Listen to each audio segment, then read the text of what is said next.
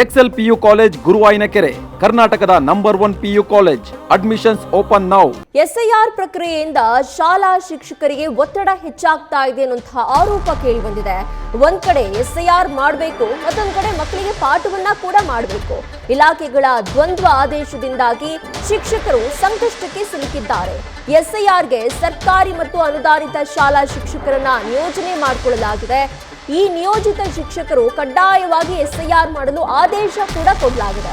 ಎಸ್ಐಆರ್ನಲ್ಲಿ ಪಾಲ್ಗೊಳ್ಳಬೇಕು ಅಂತ ಹೇಳಿ ಶಿಕ್ಷಣ ಇಲಾಖೆ ಕಟ್ಟುನಿಟ್ಟಿನ ಆದೇಶವನ್ನ ಹೊರಡಿಸಿದೆ.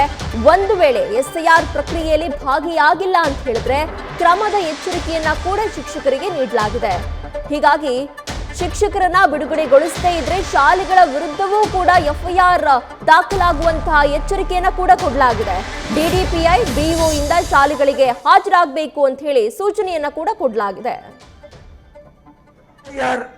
ಒಂದು ಕೆಲಸದ ಹಿನ್ನೆಲೆಯಲ್ಲಿ ಅನುದಾನಿತ ಶಾಲೆಯ ಶಿಕ್ಷಕರು 7 ಜನ ಇದ್ರೆ 6 ಜನನು ನಿಯೋಜಿಸೋದು ಅಥವಾ ಎಲ್ಲರನ್ನೂ ನಿಯೋಜಿಸಿ ಇವತ್ತಿನ ದಿನ ಒಂದ್ ಕಡೆ ಡಿಡಿಪಿಐ ಬಿಒಗಳು ಅವರು ಬೆದರಿಕೆಯನ್ನ ಒಡ್ತಾರೆ, ನಿಮ್ಮ ಮೇಲೆ ಎಫ್ಐಆರ್ ಮಾಡ್ತೇವೆ ಅಂತ.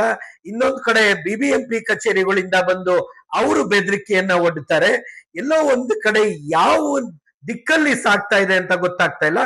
ಮಕ್ಕಳ ನಿರಂತರ ಕಲಿಕೆ ಮೇಲೆ ಒಂದು ರೀತಿಯಲ್ಲಿ ಕೊಡಲಿ ಪೆಟ್ಟು ಬೀಳ್ತಾ ಇದೆ. ಇವತ್ತು ಮಕ್ಕಳಿಗೆ ಶಿಕ್ಷಕರಿಲ್ಲದೆ ಶಾಲೆ ನಡೆಸಬೇಕು ಅನ್ನತಕ್ಕಂಥದ್ದು ಎಷ್ಟು ಸರಿ ಅನ್ನತಕ್ಕಂಥ ಪ್ರಶ್ನೆ ಉದ್ಭವ ಆಗ್ತಾ ಇದೆ. ಇಲಾಖೆ ಒಂದ್ ಕಡೆ ಶಾಲೆ ನಡಿಲೇಬೇಕು ಅಂತಾರೆ, ಒಂದ್ ಕಡೆ ಎಲ್ಲಾ ಟೀಚರ್ನ ಎಸ್ಐಆರ್ ಗೆ ಕಳಿಸ್ಲೇಬೇಕು ಅಂತಾರೆ. ಅರ್ಥಾತ್ ಏನು, ಮ್ಯಾನೇಜ್ಮೆಂಟ್ಗಳನ್ನ ಜೈಲಿಗೆ ಕಳಿಸ್ಬೇಕು ಅಂತನ?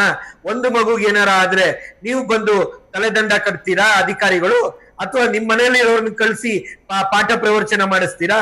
ಅರ್ಥ ಬೇಡವಾ?